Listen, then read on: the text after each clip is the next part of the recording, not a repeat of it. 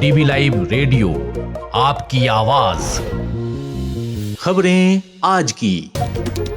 नमस्कार, मैं हूं समीर आत्मज मिश्र। डोनाल्ड ट्रंप के बयानों से भारत में हलचल। कांग्रेस ने कहा पीएम मोदी जवाब क्यों नहीं देते।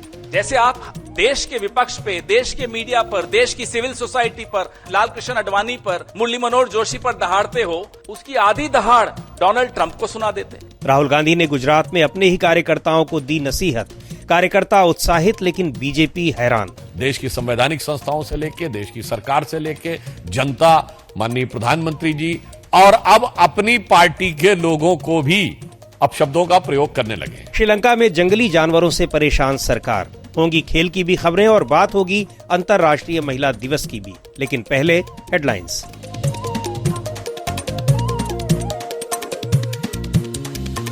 हेडलाइंस के साथ मैं आराधना।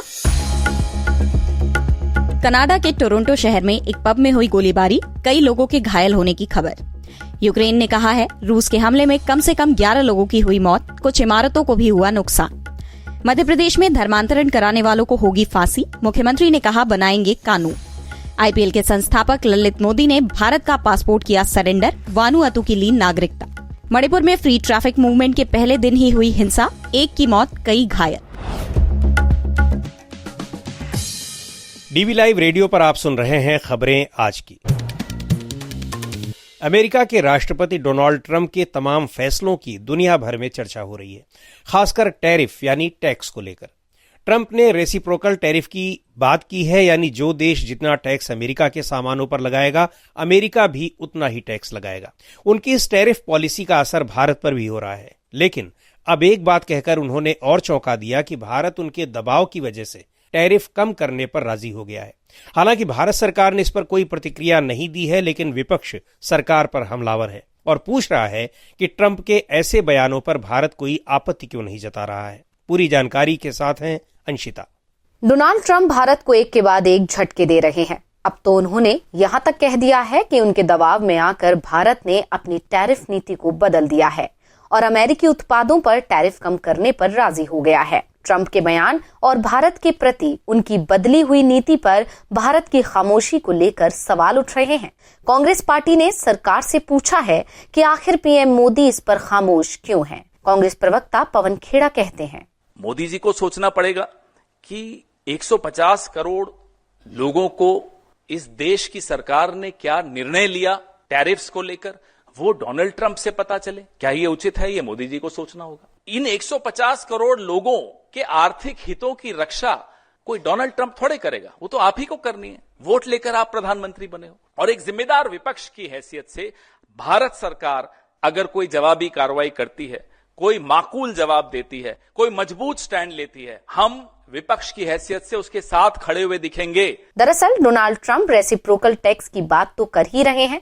अन्य देशों के साथ भारत की भी कई बार ज्यादा टैक्स लेने के चलते आलोचना कर चुके हैं। टैक्स बढ़ाने की बात भी कर चुके हैं, लेकिन वो बार बार जिस तरह से भारत को टारगेट कर रहे हैं, उससे देश में ट्रंप के बयानों को लेकर नाराजगी है। नाराजगी इस बात को लेकर भी है कि भारत ट्रंप के बयान पर कोई आपत्ति क्यों नहीं जता रहा है। शुक्रवार यानी 7 मार्च को ट्रंप ने दावा किया कि भारत ने टैरिफ में कटौती करने का फैसला लिया है।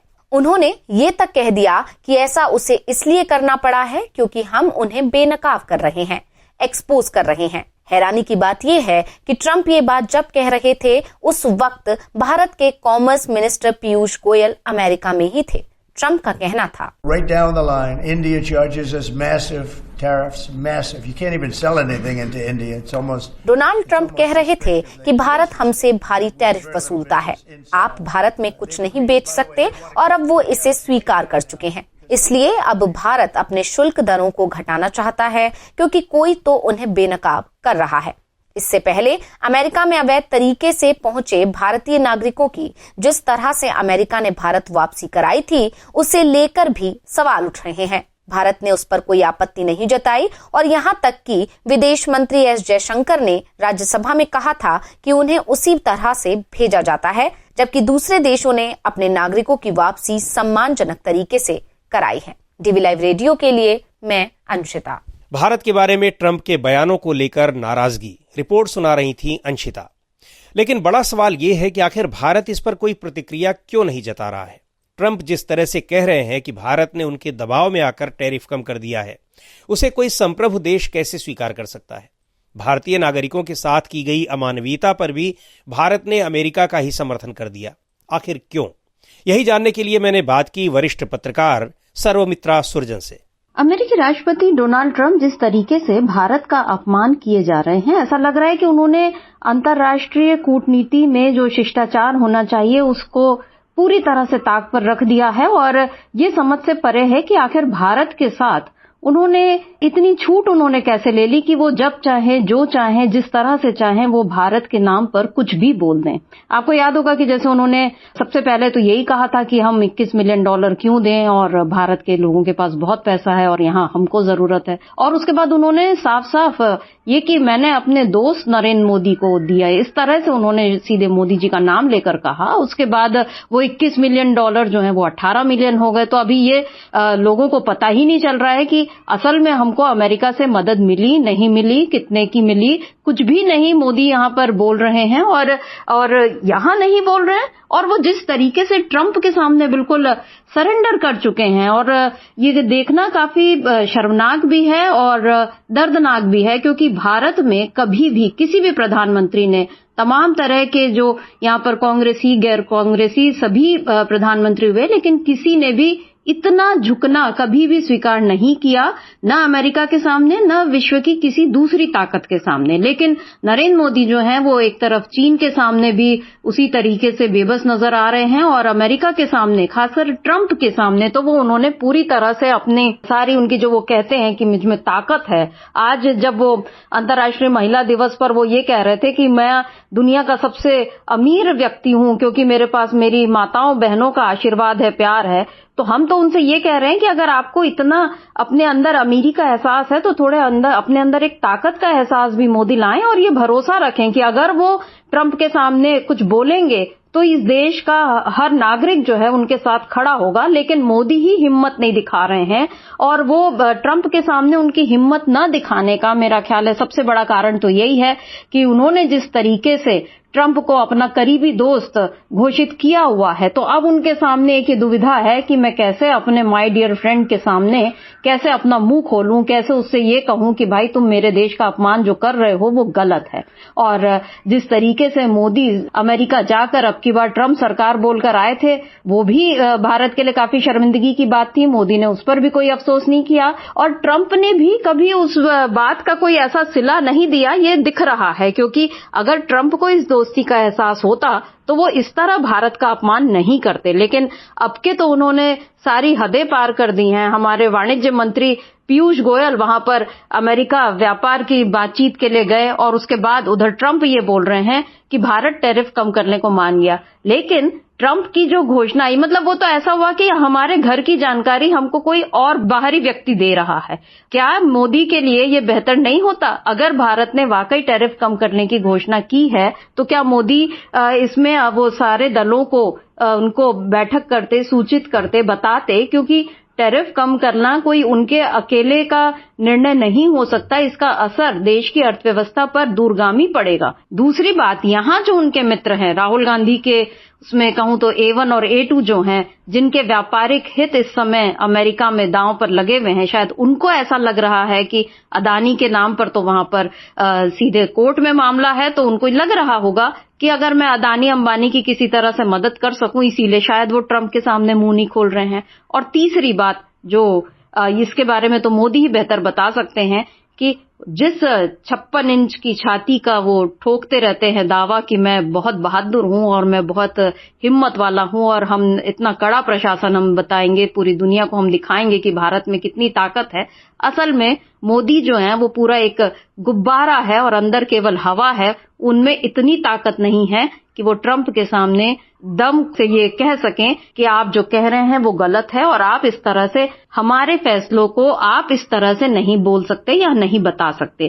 तो पहले भी जब 2-3 बार हमारे जो नागरिक हैं जिस तरह बेड़ियों में जकड़कर भेजे गए, नेपाल के नागरिक अभी 2 दिन पहले आए हैं, चार्टर प्लेन से आए हैं, उसके पहले मैक्सिको और कनाडा ने जिस तरह टैरिफ को लेकर ट्रंप को सीधे सीधे कह दिया, चीन ने बता दिया। तो ऐसा नहीं है कि चीन के पास पैसा बस है या वो आर्थिक शक्ति है और बड़ा देश है इसीलिए उसने ताकत दिखाई। वहां की जो लीडरशिप है वो मजबूत है और ये हमको अफसोस के साथ कहना पड़ रहा है कि हमारी लीडरशिप मजबूत नहीं है और अब इस बारे में देश के लोगों को ही सोचना होगा कि किन हाथों में हमने देश को दिया हुआ है। ये थी वरिष्ठ पत्रकार सर्वमित्रा सुरजन।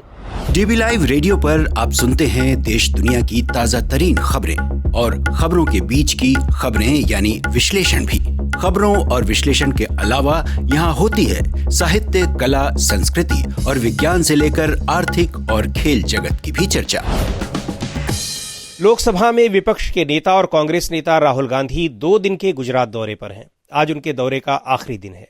इस दौरान उन्होंने कांग्रेस के ब्लॉक स्तर से लेकर प्रदेश स्तर तक के नेताओं के साथ बैठकें की, लेकिन कार्यकर्ताओं और नेताओं की बैठक में उन्होंने जो कुछ कहा उससे सभी सन्न रह गए।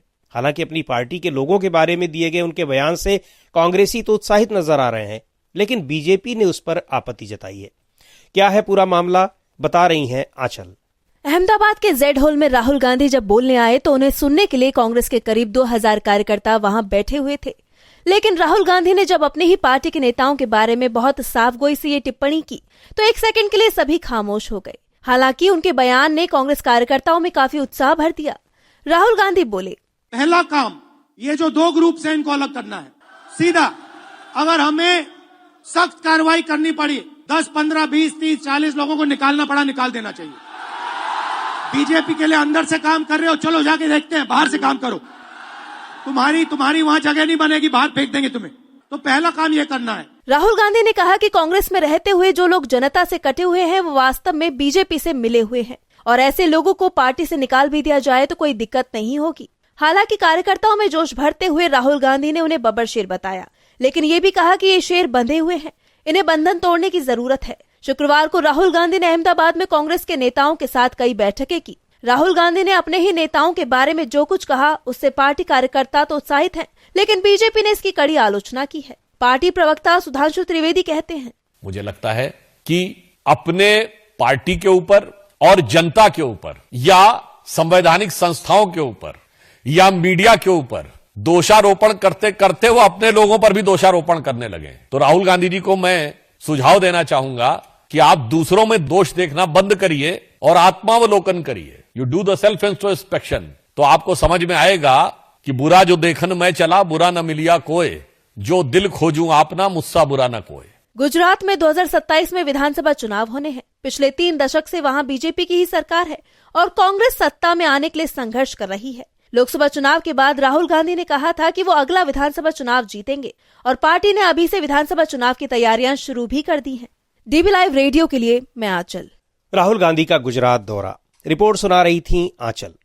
और इस बीच प्रधानमंत्री नरेंद्र मोदी भी 2 दिन के गुजरात दौरे पर हैं। महिला दिवस के मौके पर उन्होंने महिलाओं से संवाद किया और रोड शो भी किया।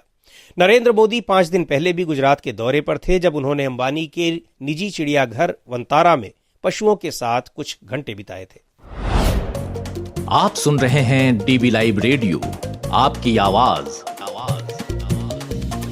डीबी लाइव रेडियो पर आप सुन रहे हैं खबरें आज की। अंतर्राष्ट्रीय खबरों में बात करते हैं श्रीलंका की। श्रीलंका में जंगली जानवरों से आम आदमी से लेकर सरकार तक परेशान हो गई है। देश की अर्थव्यवस्था तक को बुरी तरह से ये जंगली जानवर नुकसान पहुंचा रहे हैं। जंगली जानवरों को दूसरे देशों में भेजने का काम भी कर चुका है श्रीलंका, लेकिन अब वहां इन जानवरों को काबू में करने की एक बड़ी योजना तैयार की जा रही है। पूरा ब्यौरा दे रही हैं आराधना। श्रीलंका में जंगली सुअर, बंदर, मोर और लॉरिस जैसे जंगली जानवरों की गिनती करने की एक बड़ी योजना शुरू की जा रही है, ताकि पता किया जा सके कि देश भर में इनकी वास्तविक संख्या क्या है और फिर उसके हिसाब से इन पर काबू करने की रणनीति तैयार की जाएगी। हालांकि इससे पहले भी वहां करीब 1 लाख बंदरों को चीन भेजने की योजना पर काम हुआ था, लेकिन वो योजना नाकाम साबित हुई थी। श्रीलंका के कृषि मंत्रालय का कहना है कि देश भर के हजारों अधिकारी और वॉलंटियर्स 15 मार्च से वन्यजीवों की गिनती करने के काम में जुटेंगे। अधिकारियों के मुताबिक श्रीलंका में कुल कृषि उत्पादन का 1/3 हिस्सा वन्यजीव तबाह कर देते हैं और इसका देश की अर्थव्यवस्था पर बहुत बुरा प्रभाव पड़ता है। श्रीलंका में खेतों और बागानों में फसलों को सबसे ज्यादा नुकसान पहुंचाने वाले वन्य जीवों में जंगली सुअर, बंदर, मोर, लोरिस और हाथी शामिल है। हाथी श्रीलंका में संरक्षित वन्य जीवों की सूची में आते हैं और सामाजिक धार्मिक नजरिए से पवित्र माने जाते हैं। श्रीलंका के कृषि मंत्रालय ने एक बयान जारी करते हुए कहा कि इस गणना के सहारे वन्य जीवों द्वारा फसलों को होने वाले नुकसान की रोकथाम के लिए टिकाऊ उपाय खोजने में मदद मिलेगी। साल 2023 में श्रीलंका ने करीब 1 लाख बंदरों को चीन के चिड़ियाघरों तक पहुंचाने का प्लान बनाया था। शुरुआत में तो कुछ बंदर समुद्री जहाज के जरिए चीन भेजे भी गए, लेकिन बाद में पर्यावरण प्रेमियों के तीखे विरोध के कारण बंदरों के इस निर्वासन को रद्द करना पड़ा। उसी साल देश में वन्य जीवों की कई प्रजातियों को संरक्षित जीवों की सूची से बाहर कर दिया गया। इनमें बंदरों की 3 प्रजातियां, मोर और जंगली सुअर भी शामिल हैं। इस बदलाव के बाद किसानों को इन वन्य जीवों को मारने की इजाजत मिल गई। हाथियों को फिलहाल इस मुहिम से बाहर रखा गया है। हालांकि श्रीलंका में इंसान और हाथियों का टकराव भी बड़ी समस्या बना हुआ है। आधिकारिक आंकड़ों के मुताबिक बीते 10 साल में इस टकराव के चलते 1000 से ज्यादा लोगों और 35,000 से ज्यादा हाथी मारे जा चुके हैं। हाथियों के झुंड को इंसानी बस्ती से दूर रखने के लिए सरकार ने बिजली की बाड़ और बढ़ाने का ऐलान किया है, लेकिन ऐसी कोशिशें भी इंसान और हाथी के टकराव को रोकने में सफल नहीं हुई हैं। और अब एक नजर डालते हैं शेयर मार्केट की साप्ताहिक समीक्षा पर। बता रही हैं मानसी। पिछले कुछ समय से शेयर मार्केट में ग्लोबल स्तर पर चल रही गिरावट का असर भारत के शेयर बाजार पर भी पड़ रहा है। हालांकि पिछला हफ्ता घरेलू शेयर बाजारों के लिए जरूर राहत भरा कहा जा सकता है। सप्ताह के 5 ट्रेडिंग सेशन में 3 सेशन में बाजार हरे निशान पर बंद हुआ। इस सप्ताह निफ्टी में करीब 1.9% की बढ़ोतरी हुई। ये पिछले 3 महीने में इसकी सबसे बड़ी वीकली ग्रोथ है। वहीं BSE सेंसेक्स में इस हफ्ते 1.6% की ग्रोथ हुई। BSE सेंसेक्स इस हफ्ते पिछले कुछ हफ्तों के मुकाबले ठीक ठाक रहा। शुक्रवार को सेंसेक्स 73,198 पॉइंट्स पर बंद हुआ। वहीं नेशनल स्टॉक एक्सचेंज निफ्टी भी इस हफ्ते 428 अंकों की बढ़ोतरी के साथ 22,552 के लेवल पर बंद हुआ। एक्सचेंज के सभी 13 प्रमुख सेक्टर्स में हफ्ते के आखिर में बढ़त दर्ज की गई। इसमें मिड कैप के शेयरों में 2.66 और स्मॉल कैप के शेयरों में 5.5% की बढ़ोतरी हुई। वैश्विक स्तर पर जारी अनिश्चितताओं और अमेरिकी राष्ट्रपति डोनाल्ड ट्रंप की टैरिफ घोषणाओं से बाजार में घबराहट का माहौल देखने को मिला, जिसका असर भारत के शेयर मार्केट पर भी दिख रहा है। ट्रंप ने मैक्सिको और कनाडा के ऑटोमोबाइल पर टैरिफ को 1 महीने के लिए टालने का फैसला किया है, जिससे वैश्विक बाजारों ने आज राहत की सांस ली है। शेयर मार्केट में हल्की तेजी के पीछे यही कारण है। डीबी लाइव के लिए मैं मानसी। आप सुन रहे हैं डीबी लाइव रेडियो, आपकी आवाज। और अब वक्त हो चला है खेल की खबरों का। खेल जगत की खबरों के साथ हैं यश त्रिवेदी।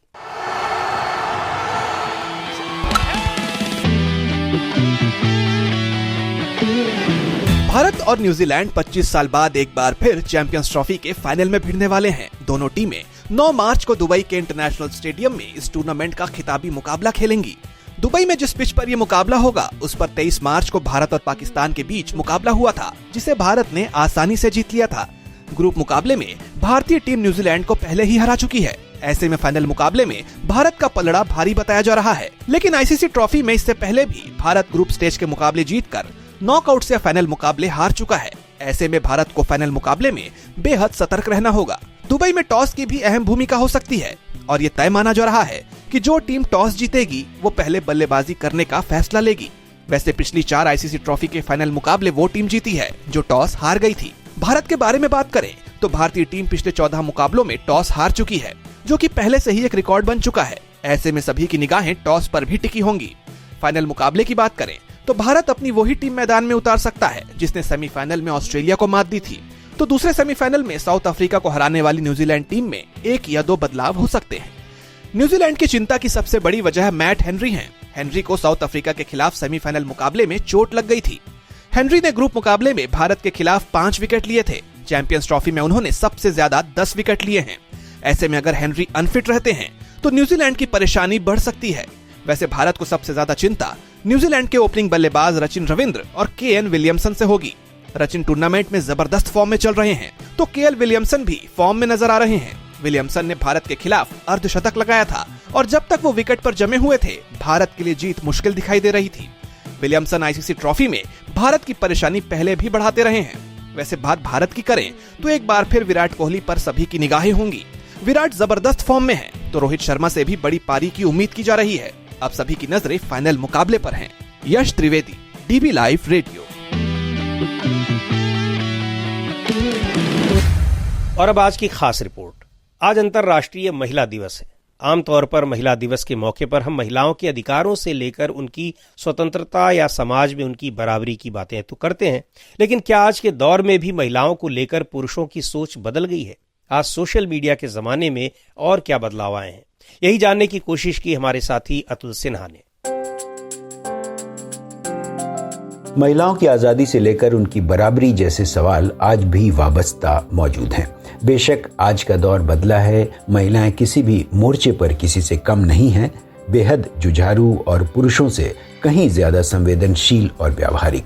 बावजूद इसके राजनीति से लेकर कामकाजी जगहों पर, परिवार या समाज के अलग अलग पैमानों पर ये आवाज आज भी लगातार उठ रही है कि सोच अभी भी उतनी नहीं बदल पाई है।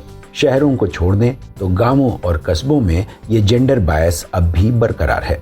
फिर भी बहुत कुछ बदला है और लगातार बदल रहा है। इस बारे में हमने बात की कुछ अलग अलग क्षेत्र की महिलाओं से। महिला दिवस पे हम सब लोगों को लगता है कि महिलाओं के लिए बहुत कुछ अच्छा हो गया है या अच्छा हो जाएगा। मुझे नहीं लगता कि बहुत ज्यादा बदली है।